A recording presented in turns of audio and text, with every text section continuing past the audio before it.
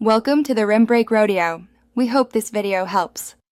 In this video, I will explain how to access your Trezor wallet.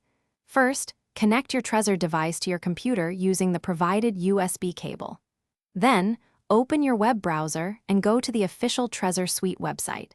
If it's your first time, you might be prompted to install the Trezor Bridge application, which helps your computer communicate with the device.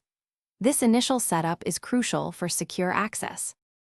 Once connected, the Trezor Suite will guide you through the next steps. You will need to enter your unique PIN directly on your Trezor device's screen. This method prevents keyloggers from capturing your sensitive information. After entering, confirm the PIN on your computer screen. This two-step verification ensures only you can access your digital assets securely. For enhanced security, you might have enabled a passphrase. If so, you will be prompted to enter it after your PIN. A passphrase creates a hidden wallet, providing an additional layer of protection against physical theft or coercion. It's vital to remember your passphrase, as there is no recovery option if it's forgotten. This feature offers robust security. After successfully logging in, you will see your Trezor Suite dashboard. Here, you can view all your cryptocurrency balances and review your transaction history.